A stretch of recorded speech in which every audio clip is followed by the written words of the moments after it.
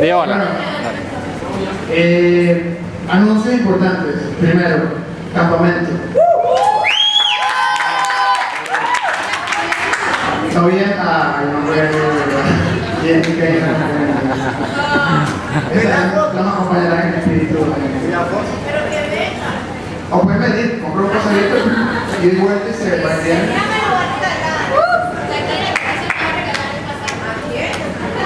Ok, importante, campamento, noviembre 7, 8, 9, viernes, sábado, domingo. Costo, 1.500 bolívares. Amén. El Señor lo provee. Vale la pena, el lugar es genial, cuando las instalaciones, de verdad. Y aunado a eso, pues lo más importante, sabemos que el Señor se va a manifestar y su presencia va a estar allí. Vamos a poder compartir juntos, tener un tiempo de encuentro con Él y apartarnos de los ajetreos y las cosas que hacemos cotidianas en Caracas para meternos a buscar al Señor. Nosotros los invitamos a todos, los cupos son reducidos. Entonces pueden hablar con Miguel, que cuando no tiene cargadito Abraham tiene una lista en la mano. Y entonces lo va a anotar y lo va a hacer un checkmark ahí para saber que quiere ir al campamento y tener la lista completa de lo que quiere. Y bueno, también una noticia agridulce de que Jenny y Keila se van de viaje a los Estados Unidos a estudiar, van a estar por allá, se van el miércoles. El miércoles, bueno, que son las...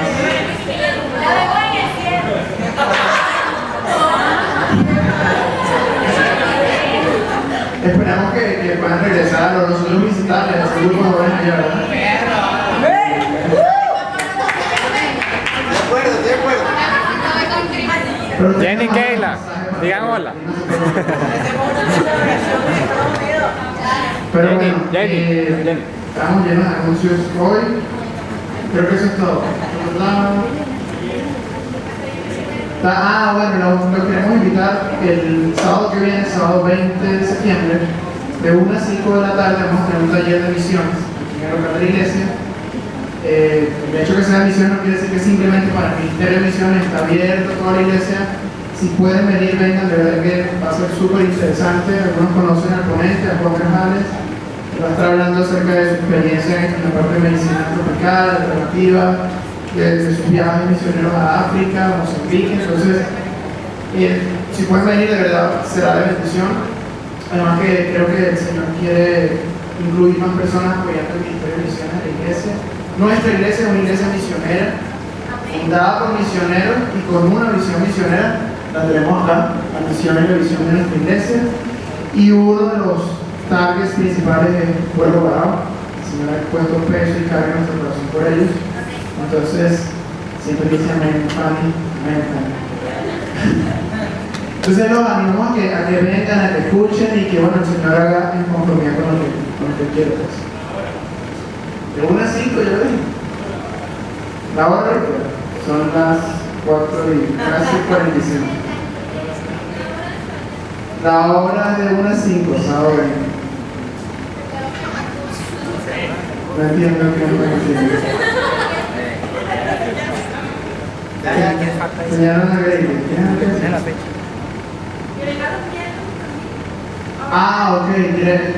Ok, hay espacios de oración en la iglesia, diversos espacios de oración.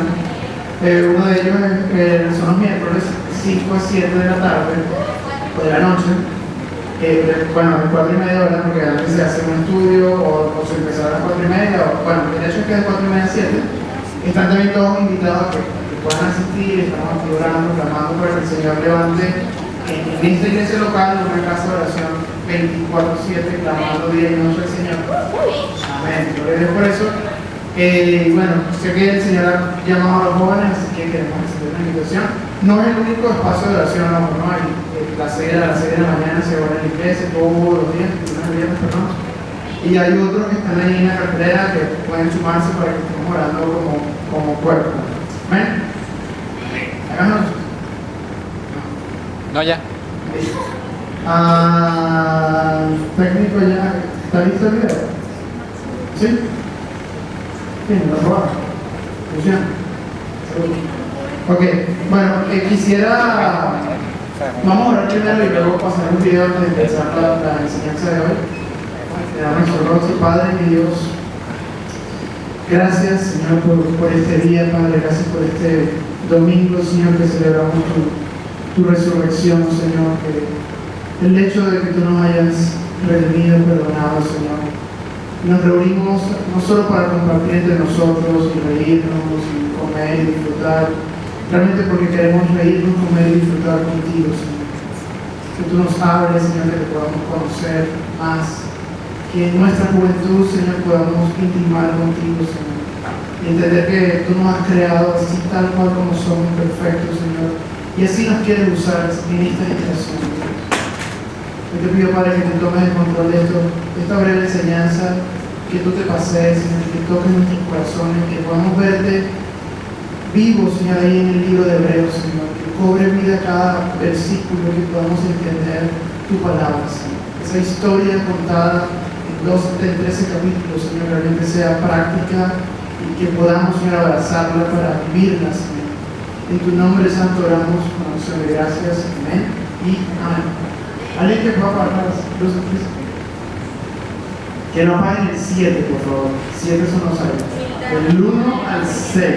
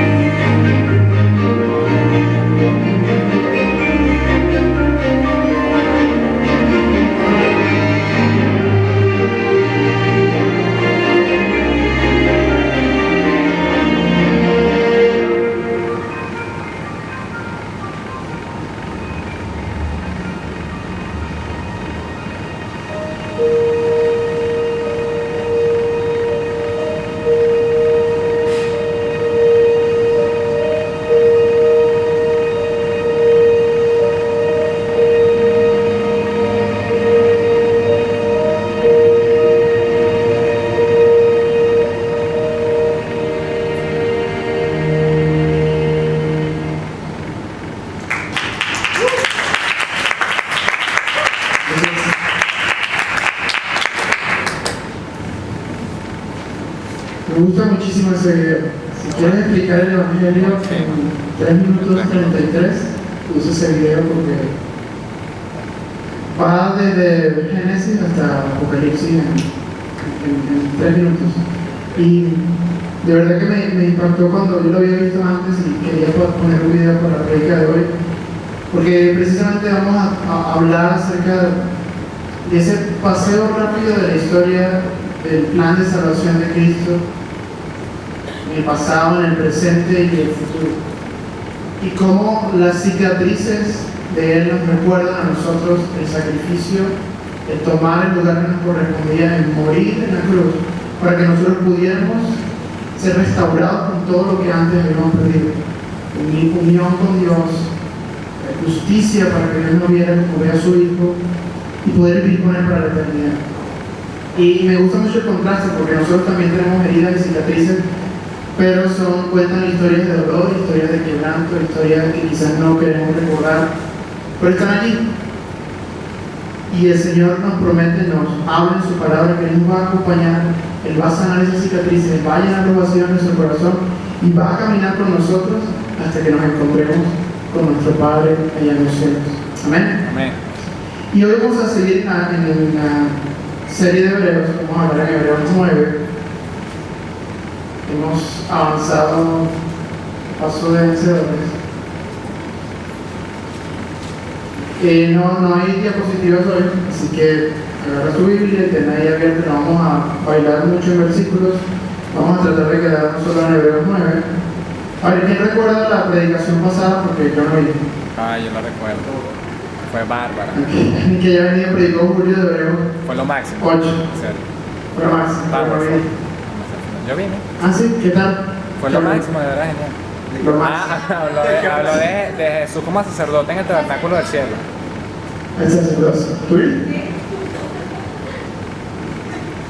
Su sacerdocio en el tabernáculo del cielo, que sigue vigente este día y todo el tiempo tenemos su gracia porque sigue, eso no va a terminar. ¿Quién vino? El domingo pasado, perdón. Hubo pocos. ¿Nadie fue? Ay, eso es mentira. Aquí hay un poco de gente que vino. 1, 2, 3, 4 rayos. Bueno, el 8 es importante entenderlo para poder ir al 9, porque es una secuencia de lo que está hablando allí. Porque en el 8 habla acerca de Cristo como el mediador del nuevo pacto. Vamos a hacer un repasito rápido para los que quizás no están ahorita por primera vez. Estamos estudiando el libro de Hebreos. El libro de Hebreos básicamente cuenta la historia de Cristo, pero se focaliza en su sacrificio, el significado de su sacrificio, qué implica su sacrificio para nosotros, y hace el contraste con el pueblo judío en la antigüedad y las cosas que él asume para poder redimirnos de la ley en la que estaba el pueblo judío y la ley que nos sujeta, la que estamos sujetos nosotros, que es el pecado, y a través de su sacrificio romper esa ley y poder ser el mediador de un nuevo pacto, el pacto de la gracia, y poder entonces acercarnos a Dios Padre a través de la muerte de Cristo, ¿sí? Y va contando en 13 capítulos básicamente toda la historia del sacrificio, y a veces profundiza en cosas súper locas, súper extrañas a veces de entender, pero el Señor creo que quiere que nosotros podamos quizás tener un paneo general de el por qué él hizo todo lo que hizo, qué señales proféticas se cumplieron en su sacrificio y qué tenemos nosotros como iglesia a raíz de lo que él hizo en el cruz del Calvario. ¿Me siguen? Sí. ¿Sí? Sí. Ok, el capítulo 9, en teoría voy a hablar del 1 al 22, no lo voy a leer todo. Yo lo segmenté en 3 grandes partes, del 1 al 7, del 8 al 14 y del 15 al 22. Del 1 al 7 lo voy a parafrasear para no leerlo, porque del 1 al 7 habla un poco del pasado. Cuenta la historia de un lugar que había sido diseñado por Dios que se llamaba tabernáculo, que muchos de nosotros conocemos. El tabernáculo era una habitación, una morada donde el Señor habitaba y coexistía Dios con la humanidad. En un sitio selecto que se llamaba el lugar santísimo, ahí estaba la presencia de Dios sobre la faz de la tierra. Se llamaba la Shekinah. Y a ese lugar solamente se podía entrar una vez al año, bajo ciertos parámetros, bajo ciertos criterios, y la persona que entraba a ese lugar se llamaba sumo sacerdote. Él tenía acceso a entrar allí y durante ese día del año, él podía estar delante de esa presencia de Dios visible allí. Y básicamente lo que hacía el sumo sacerdote era comenzar a pedir perdón por los pecados de él y por los pecados de todo el pueblo, todos los pecados que el pueblo había cometido durante todo ese año. Eso es lo que se llama hacer expiación de los pecados. Entonces el sumo sacerdote entraba, estaba ahí en el lugar santísimo con la presencia de Dios y de alguna manera iba y tiraba toda esa carga de pecado, y el perdón y la misericordia de Dios eran hechas a través de algo que se llamaban los sacrificios. Los sacrificios eran que los sacerdotes tomaban, podía ser un becerrito, un cordero, un palomino, dependiendo del escalafón en el cual estuviese el pecado, y ese sacrificio se derramaba sangre, y el Señor miraba esa sangre como con agrado, y a través de eso él perdonaba los pecados del pueblo en ese momento. Ese lugar, ese tabernáculo, que es lo que literalmente significa un lugar de encuentro donde Dios se encontraba con los hombres, tenía tres grandes áreas, que era el lugar santísimo, del cual me acabo de hablar, el lugar santo, que era el que estaba justo antes del lugar santísimo. En ese lugar santo podía entrar cualquier sacerdote, ¿okay? Indistintamente que fuesen muchos, cualquier sacerdote tenía acceso a ese lugar santo. Y luego estaba el atrio, donde se hacían sacrificios, donde había toda una serie de procedimientos que tenían que cumplirse, que era ya abierto, ¿okay? He hecho todo el cuento porque la figura de cuando Cristo viene y se sacrifica por nosotros va estrictamente relacionado a eso que era la habitación y la morada de Dios aquí en la tierra. El video, no sé si le prestaron atención, el video empieza diciendo el Señor nos dio a nosotros la decisión de amar, de decir, ¿amo a Dios o no amo a Dios? No nos creó robots y nos obligó a amar, aún por el deseo del corazón de Dios de que todos los hombres procedan y alcancen salvación. En su soberanía, Él muestra su amor diciendo, yo quiero que tú elijas. Yo no te voy a obligar a amarme a mí. Y conocemos la historia de Adán y Eva, los primeros hombres sobre la faz de la tierra, fallan, pecan, desobedecen a Dios y entra el pecado, y nuestra decisión se va como seres humanos se va transmitiendo de generación en generación, y ha sido cortada esa relación del hombre con Dios, esa posibilidad de que el hombre pueda estar con su creador, mirarlo, habitar con él como lo hacía antes Adán y Eva, que estaban en el jardín del Edén y tenían encuentros con el Señor porque no había pecado. Aunque quizás Génesis no lo habla, en Génesis 1 y 2 no lo dice en grandes rasgos, pero estoy seguro que Adán y Eva podían ver a Dios y podían tener encuentros con Dios, porque no había pecado, no había nada que lo impidiera, era todo perfecto. Pero el hombre pecó y entonces se quebrantó eso. Y el anhelo del corazón de Dios siguió siendo el mismo. Entender que desde Génesis hasta ahorita, la actualidad y el futuro que viene, el anhelo de Dios sigue siendo: yo quiero que los hombres puedan habitar conmigo, porque yo soy su creador. Y así como diseñé algo para Adán y Eva en el jardín del Edén, he diseñado también algo para aquellos que quieren aceptar la decisión de amarme. Y ese diseño era ¿cuál? El sacrificio de su amado Hijo. En el 1 y 7 hay una parte bien interesante, porque él dice: para tú llegar a ese lugar santísimo tenías que pasar por el lugar santo, donde entraban los sacerdotes. Pero voy a leer ese versículo, si lo voy a leer. A partir del 6, 9-6. Dice: y así dispuestas estas cosas, en la primera parte del tabernáculo entran los sacerdotes continuamente para cumplir los oficios del culto. Pero en la segunda parte, solo el sumo sacerdote, una sola vez al año, no sin sangre, lo cual ofrece por sí mismo y por los pecados de ignorancia del pueblo. Luego en el 8 dice: dando el Espíritu a entender con esto que no se había manifestado el camino al lugar santísimo, entre tanto que la primera parte del tabernáculo estuviese en pie. Llegó a parar. Dice: mientras existiese ese lugar en el tabernáculo, que era el lugar santísimo, que de alguna manera estaba de intermedio entre lo general, que era el atrio donde podía estar todo, hasta el lugar santísimo, donde todo podía estar el sumo sacerdote, estaba el lugar santo. Y ese lugar santo era como lo que está literalmente en el medio, y había un grupo selecto que podía entrar ahí. Cuando Cristo viene y se sacrifica por nosotros, es como que ese lugar santo dejó de existir. literalmente. Y el camino fue abierto desde el atrio hasta el lugar santísimo. ¿Sí lo ven? Porque literalmente dice, dando el Espíritu a entender con esto que aún no se había manifestado el camino al lugar santísimo, entre tanto que la primera parte del tabernáculo estuviese en pie. El anhelo de Dios era que nosotros estuviésemos, toda su creación, en el lugar santísimo por siempre, habitando con Él. Y cuando Dios, o Dios encarnado, Jesucristo, muere, se sacrifica por nosotros, Él abre el camino, Él quita esa barrera del lugar santo y dice, ahora ustedes pueden entrar libremente, como si fuesen sumos sacerdotes, al lugar santísimo, a habitar conmigo.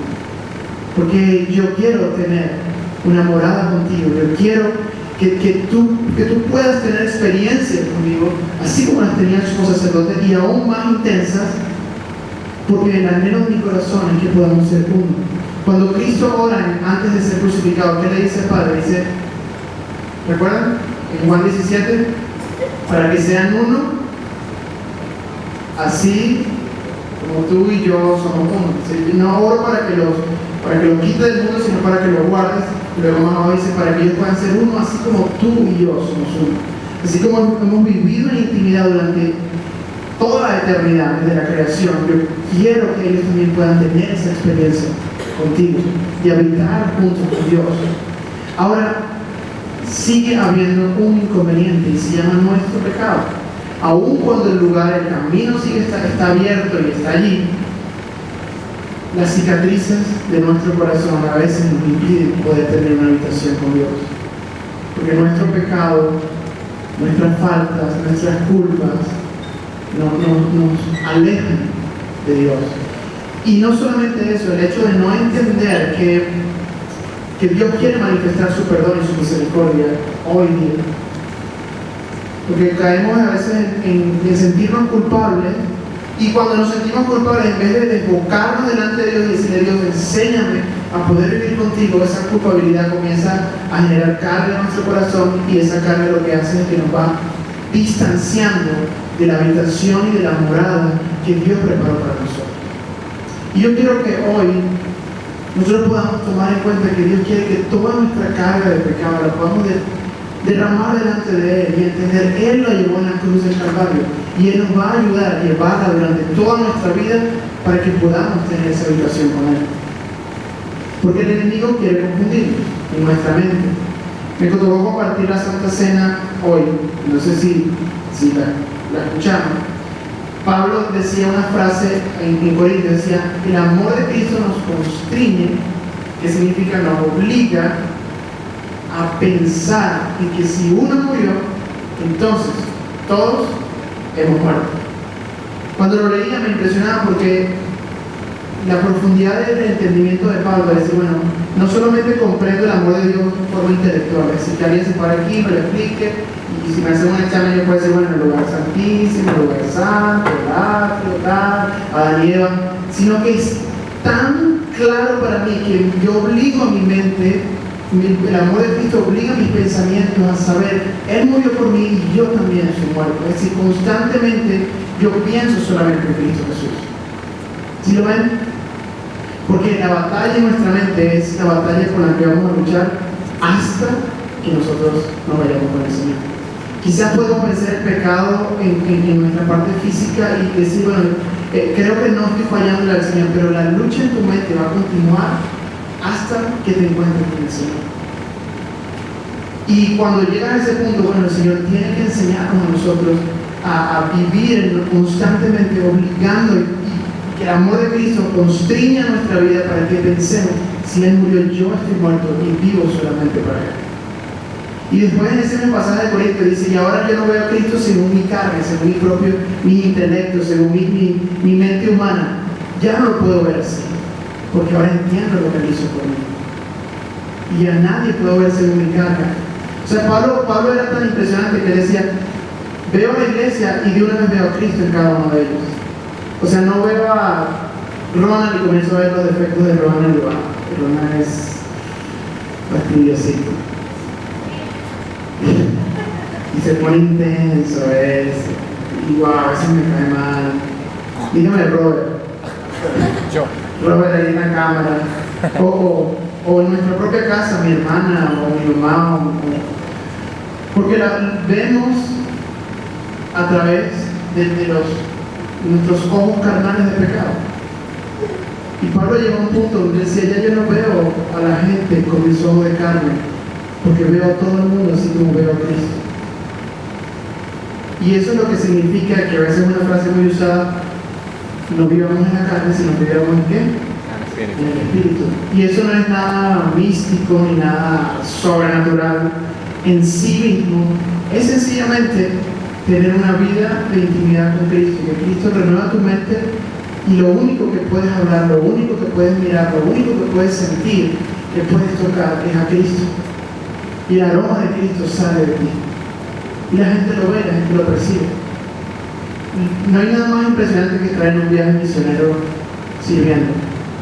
Porque ahí te das cuenta lo horrible que es. Como imperfecto.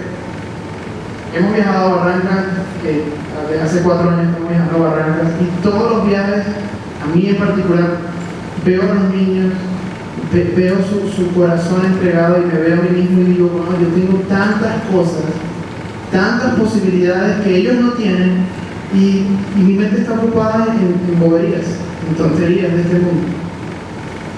Siempre, a mí en particular, siempre me ministra el hecho de que ellos no saben leer bien, ellos no tienen capacidad de análisis o de crítica así inmediata, y nosotros la tenemos porque en la misericordia de Dios crecimos y fuimos instruidos en primario, bachillerato, pero no utilizamos eso para conocer a Dios, para meternos en la Escritura, para leer y para conocer la mente de Cristo, cuando ellos anhelarían poder tener algo de la posibilidad de entendimiento que tenemos nosotros, porque les encanta y les fascina cuando tú les hablas de Dios.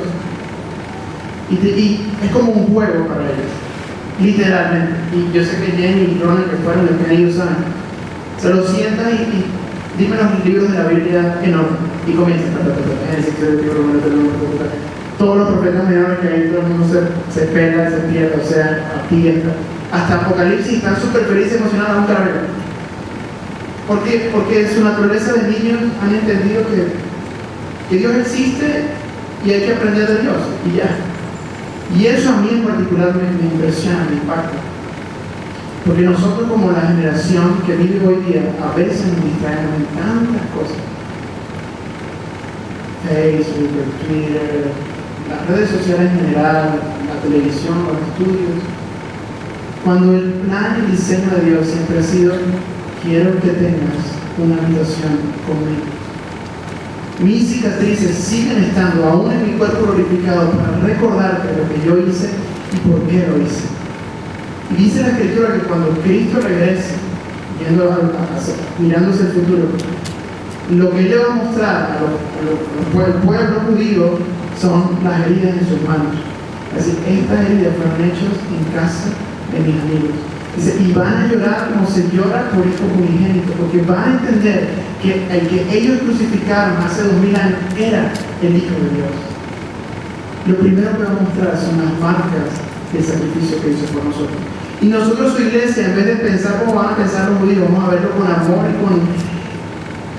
y con el cumplimiento entero de que Él está con nosotros, de que lo conocimos y ahora lo podemos ver, ahora podemos estar con Él. Amén. Amén. Amén. Luego viene del 8 al 14, comienza a explicar, a darle como forma a toda esa cuestión del tabernáculo que estábamos hablando. A ver si alguien lo puede leer. Que lea del 10 al 14.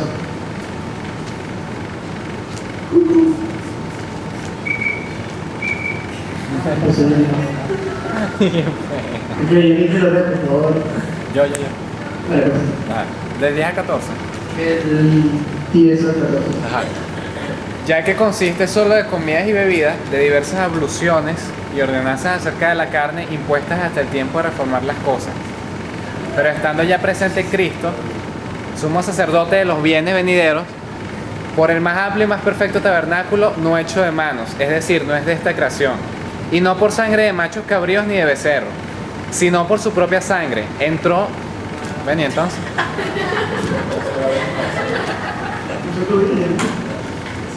¿Sabes qué bolsa está allá? ¿Dónde está? Entró una sola vez y para siempre en el lugar santísimo, habiendo obtenido eterna redención. Porque si la sangre de los toros y de los machos cabríos y las cenizas de la becerra rociada a los inmundos santifican para la purificación de la carne, cuánto más la sangre de Cristo, el cual mediante el Espíritu Eterno se ofreció a sí mismo sin mancha a Dios, limpiará vuestras conciencias de obras muertas para que sirváis al Dios vivo. Ese es Reina Valera de 1872. No, lo decía bien, Pero vea, esa Ok, vamos a traducirlo pues, porque no le gustó. tiene ablución. El versículo 10, okay, que habla de las... Yo tuve la misma pregunta que tu abluciones no es una palabra que uno usa. Eso simplemente son costumbres.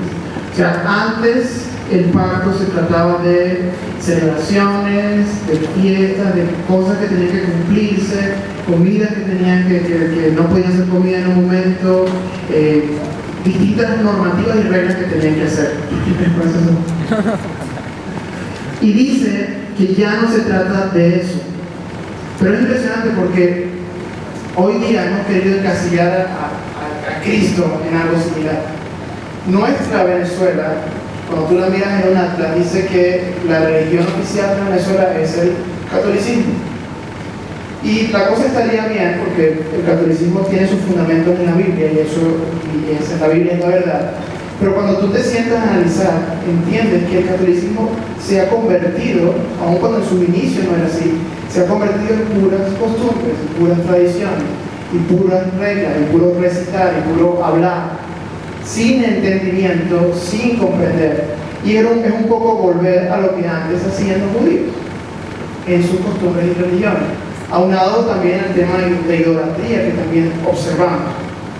Y esa concepción, a veces, aún no siendo católicos, cuando comenzamos a hablar de Dios en medio de la iglesia o a alguien que no es católico, vemos a Dios de la misma manera, un Dios lejano, un Dios que tiene muchísimas reglas, normas, sí, esto no. Y bueno, yo estoy joven, yo quiero vivir mi vida, y cuando llegue en su momento le voy a decir que sí, y ahí veremos. Porque no entendemos que Cristo quiso literalmente quitar todo esto para poder establecer una relación con nosotros y quitar todo este poco de normativas y de reglas que antes habían y sin entrar una sola vez y para siempre en ese lugar santísimo. Y bueno, ahora habla de la sangre. Cuando culmina en el versículo 14, ¿acaso la sangre de Cristo no podrá limpiar nuestra conciencia de obras muertas para que puedan servir a Dios vivo? Si antes la sangre de animales perdonaba pecados, ¿acaso la sangre de Cristo no puede limpiar nuestra conciencia, no puede limpiar nuestras tradiciones, no puede limpiar nuestros paradigmas, nuestras concepciones, nuestras estructuras mentales, para que podamos servir a Dios vivo? Y decimos, amén, porque su sangre es perfecta. Y su sangre nos limpia literalmente de todo lo que tenemos, lo que hemos arrastrado nosotros y nuestras generaciones, para que podamos entender a Cristo a través de Él y no de los velos que tenemos como humanidad, para que podamos habitar en ese lugar santísimo y tener esa morada con Él. ¿Y si para qué? Para que podamos servir a Dios vivo. El ministerio de Cristo se lo podemos resumir en ¿qué? En una palabra: servicio. Miras a Cristo y ves el servicio encarnado, hecho humano. Él decía, el que quiere ser mayor, ¿qué tiene que hacer? Hacerse último. Tiene que hacerse el menor de todos. Él mismo hizo eso. Cuando estaba con sus discípulos, agarró a sus discípulos, estaban ahí sentaditos todos, se quitó su manto y comenzó a lavarle los pies. Tomó una postura de siervo y comenzó a ministrarles a ellos. Y se paró Pedro diciendo, no, ¿cómo vas a hacer eso, Dios? Dice, apártate de mí, es necesario que yo lo haga. Y Pedro entendió y dejó que él le lavara los pies, y aún Judas, que luego lo iba a traicionar. Y Cristo vivió como siervo en medio de nosotros, y estando en la condición de siervo, murió en muerte de cruz por amor a nosotros. Y el limpiar nuestra conciencia, el limpiarnos con su sangre, es precisamente para que podamos servir al Dios vivo. Para que ese reino del rey, ese conjunto de reyes y sacerdotes que Él está preparando para Dios su Padre, comience primero a partir del servicio. Servir al Dios vivo. Yo no sé si te has preguntado esto alguna vez. Yo sí. Señor, ¿cuál es mi llamado? A ver, ¿quién se ha hecho esa pregunta? Miles de veces. Señor, ¿qué quieres? Voy a traducirle para quitar la palabra llamado. ¿Cuál es mi propósito aquí en la tierra? O sea, ¿para qué vine? ¿Para qué nací? ¿Por qué nací en Venezuela, en el hogar en el que nací, con mamá o sin mamá, con papá o sin papá, con tíos, sin hermanos? ¿Cuál es mi propósito? Y la Biblia dice que nuestra vida está escondida en Cristo Jesús. Que si quieres conocer el propósito de tu vida, tienes primero que conocer a Cristo Jesús. Porque Él escondió su vida en Él. Porque Él es nuestro creador. Y llevándolo a la otra pregunta, nuestro llamado, porque bueno, ya quizás entendimos, somos cristianos, pero ¿qué es lo que quiere el Señor que haga? Comienza desde esta palabra, sirve. Comienza a servir, en lo que sea. Hay un reto que nos propuso Julio ayer, que estamos hablando de eso. El reto de los 21 días de humildad. Vamos a empezar mañana, por cierto. Se fue Fanny que lo explicó ahorita. Ok, la idea del reto consiste en que por 21 días, empezando desde el lunes, conscientemente, no quiero usar la palabra tratemos, ¿no? Pero entre comillas, tratemos de ser humildes. Voy a poner entre comillas porque tratar de ser humilde es como contradictorio, ¿no? Somos humildes porque Dios nos ayuda. Pero el tema es que durante 21 días estemos conscientes de que en el momento que queramos golpear a alguien porque yo tengo razón y él no, te acuerdas, no, tengo que ser humilde. 21 días de humildad.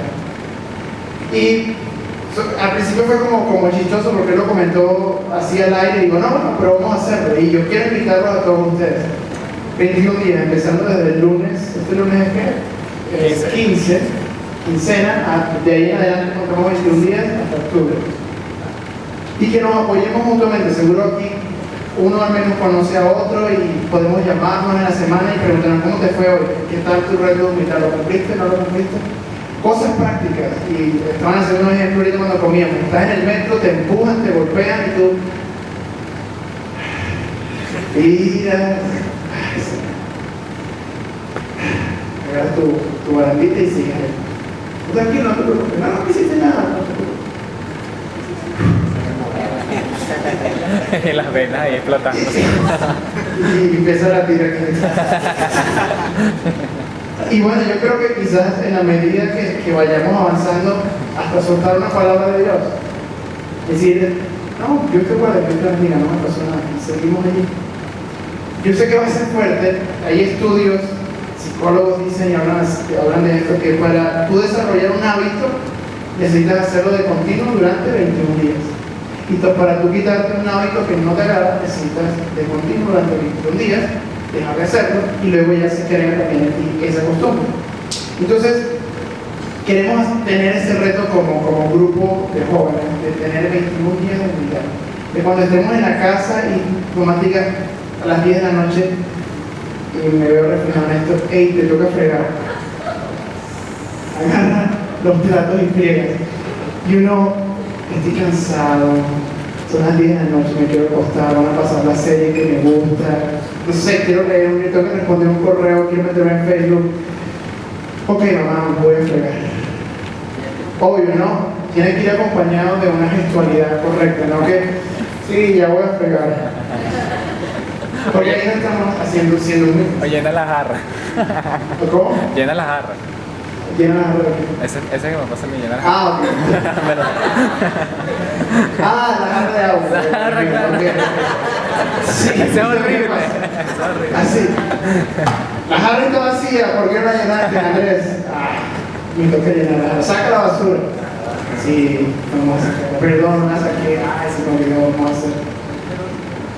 muchísimas cosas. El Señor nos pone a ver cosas tan pequeñas, pero allí nos vamos haciendo ciertas, allí vamos entendiendo el carácter de Cristo.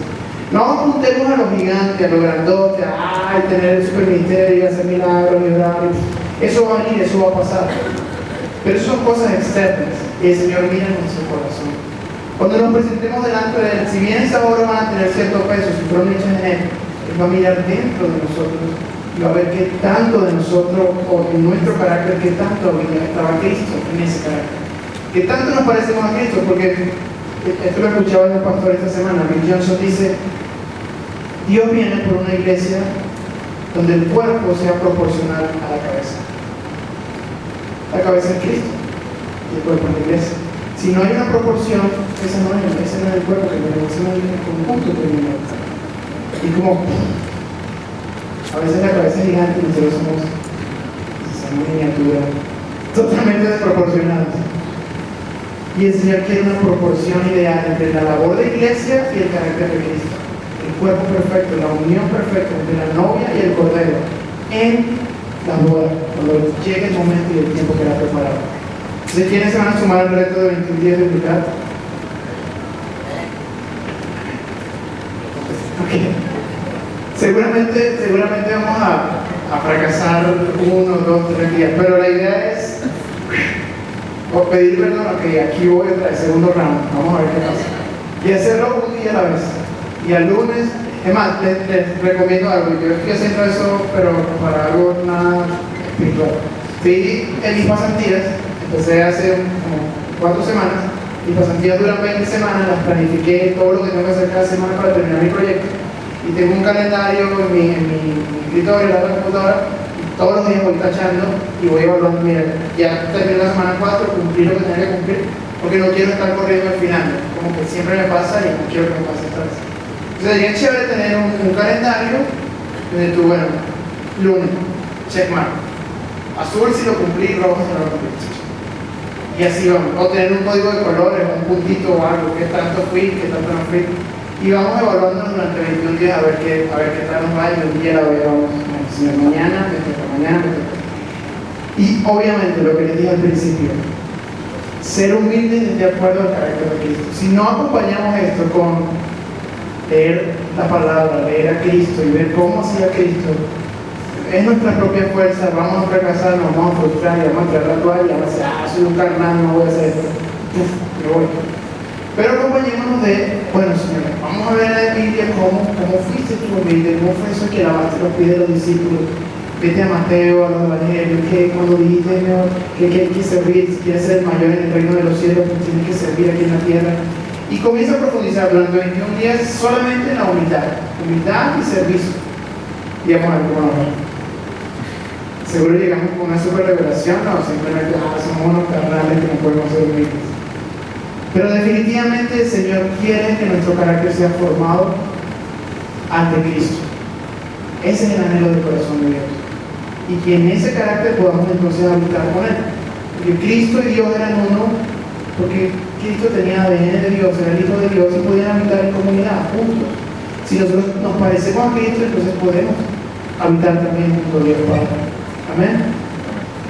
No voy a leer la parte final del pasaje que habla acerca de la sangre, solo quiero ya finalizar con Hebreos 9, 28, 27 y darte una perspectiva del futuro. Hablamos del pasado en el tabernáculo, hablamos del presente en el sacrificio, en su sangre vertida por nosotros, y ahora hablamos un poquito del futuro y lo que la consumación de esa realidad que hemos compartido. Si los músicos, si César está por ahí. Hebreos 9, 27 y 28, dice: y de la manera que está establecido para los hombres, que mueran una sola vez y después de esto el juicio, así también Cristo fue ofrecido una sola vez para llevar los pecados de muchos, y aparecerá por segunda vez sin relación con el pecado para salvar a los que le esperan. Amén. Entender que lo que hagamos acá puede o no puede tener un peso eterno. Que cuando edificamos y hacemos tesoros, podemos estar haciendo tesoros en la tierra o podemos estar haciendo tesoros en el cielo. Los tesoros en la tierra van a pasar, como todo. se va a poner viejo, vamos a morir, eso va a quedar a nuestros hijos, a nuestra generación. Pero los tesoros eternos van a permanecer por siempre. Y aquí literalmente está diciendo, mira, yo vine una vez, y esa primera vez tuve relación con el pecado. No fui pecador, nunca pequé, pero tuve relación con el pecado porque llevé la carga del pecado. Pero dice, apareceré, estoy cambiando los tiempos, apareceré por segunda vez, sin relación con el pecado, para salvar a los que me esperan. ¿Cuántos de nosotros esperamos literalmente el regreso de Cristo? Amén. Yo quiero decir amén. Pero la palabra esperar no es simplemente el sentir, yo quiero que tú regreses. Que el fin debe ser cuando tú regreses. Porque Él dice, para salvar a los que me esperan, al grupo que ha estado viviendo, y que ese esperar se ha traducido en una vida de esperar a Dios, el regreso de Cristo Jesús. Esperar no es fácil. ¿Cuántos de ustedes les gusta esperar? A mí no me gusta esperar. A Roberto. Aquí en el plano terrenal es difícil. Ya uno quiere, empieza la carrera universitaria y ya quiero terminarla, ya quiero graduarme. Me cuesta que tengo que esperar 5 años y pasar por tantas materias y quizás tantos tropiezos. Me cuesta esperar la persona que el Señor haya diseñado para que yo me case. Y vivo todavía confundido con mi corazón y un día me gusta uno, otro me gusta otro, me tapo los ojos, me cuesta vivir de acuerdo a lo que Cristo quiere porque mis emociones están como en ebullición y las hormonas hay vueltas locas. No cuesta esperar. Y en el diseño de nosotros como humanos no cuesta esperar. A veces la mamá quisiera que ella niña pudiera crecer y dejar la etapa de llanto y llanto y un año completo para no ser de madrugada para que comience a crecer. Y además que el mundo, la sociedad donde vivimos nos ha acostumbrado a que cada vez las cosas son más rápidas. Antes para tú comunicarte con alguien tenías que mandar una carta en un barco. Esperabas 2 meses para que la carta regresara, llegara y 2 meses para que la carta recibiera la respuesta. O sea, 4 meses para decir, hola, ¿cómo estás? ¿Todo chévere? Y regresa 4 meses, sí, todo bien, ¿tú? Y otra vez para allá. Pero ya no es así. Ahora tú agarras tu teléfono, te conectas a internet y escribes, te comunicas a todo el mundo y las cosas cada vez son más rápidas. Cada vez hay más cosas que tú puedes hacer en el microondas y te metes en el microondas y ya está aquí. La comida rápida. Queremos cada vez cosas que nos permitan agilizar y el término siempre usado es, bueno, hacerte la vida más fácil. Porque esperar no pierdes tiempo esperando. Hacer colas, ¿a quién le gusta hacer colas? Hacer colas es esperar. Para que te atiendan en el banco, para que te atiendan en un servicio.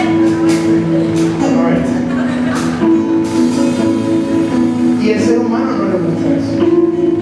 Ahora, evidentemente, esperar a Cristo y esperar en Cristo nada tiene que ver con las cosas de este mundo. Simplemente vivo en humildad, aunque nadie se dé cuenta, aunque nadie pueda ver las cosas buenas que hago para Dios, aunque no haya ni siquiera un líder que me diga, wow, tremendo, lo estás haciendo excelente. Aunque por el contrario todo el mundo venga a tu contra y te diga, ¿qué te pasa, cristiano? Loco, ¿qué estás haciendo? Deja de estar ayunando. Tú estás esperando, porque hay alguien que sí está viendo y dice, lo que yo veo en lo secreto, yo lo voy a recompensar. A ese que está allí, va a retornar con nosotros, también tuvo que someterse a lo mismo. Dice que él fue la piedra despreciada por los edificadores, literalmente escupido, golpeado. Nadie en el plano terrenal pudo ver lo que él era en realidad, el Hijo de Dios. Pero él esperó y padeció y llegó a la cruz porque él sabía 3 días más muero y en 3 días ya voy a estar con papá, ya va a estar abierto el camino para que yo venga. Ese mismo sentir en nosotros, un día a la vez. Hoy quiero fallar, no, hoy voy a esperar. Hoy voy a vivir para Él, para que cuando Él regrese me encuentre esperando y yo pueda identificar su regreso sobre mí. Padre mi Dios, Señor,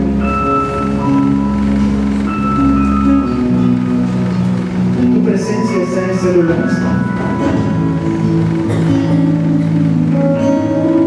Tú conoces, Señor, nuestros corazones. Tú, mi Dios, pesas los espíritus. Tú disciernes, Señor, las intenciones de nuestro corazón, Señor. Tú conoces nuestras emociones, Señor. Nuestro corazón que a veces se va detrás de nuestros ojos, Señor. Las cosas que vemos, las cosas que escribimos, cosas que hablamos, Señor, los lugares que frecuentamos y aún, Señor, las cosas que pensamos, Señor. Tú las conoces, Señor. Pero hoy, mi Dios, queremos presentar todo delante de ti, confesar, Señor, nuestra incapacidad, Señor, nuestras cicatrices, Señor, nuestro vacío, Señor, para que tú lleves esa carga y no nosotros, Señor. Hoy, mi Dios, ministra, Señor, espera en ti, Señor.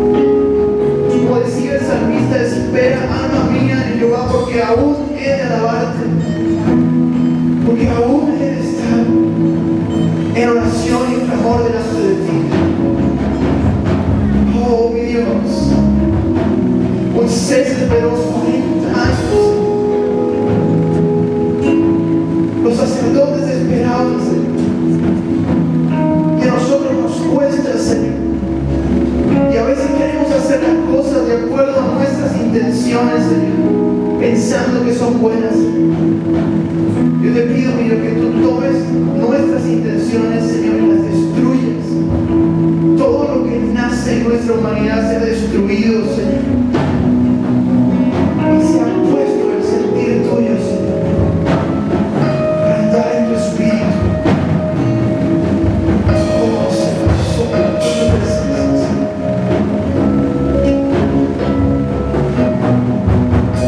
Que podamos entrar en el camino abierto por ti, mi Dios. Y en el lugar santísimo habitar, Señor, por siempre, Señor, y en la tierra habitar contigo, Señor. Ser tesoros en la eternidad, Señor.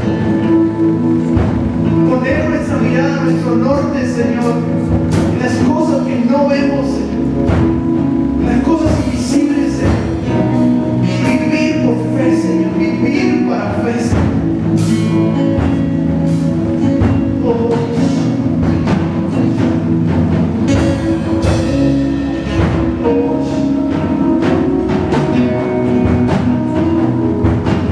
levántanos, Señor, una generación que te adore en espíritu y en verdad, Señor. Levántanos una generación de cambio en medio de una Venezuela llena de pecados, Señor.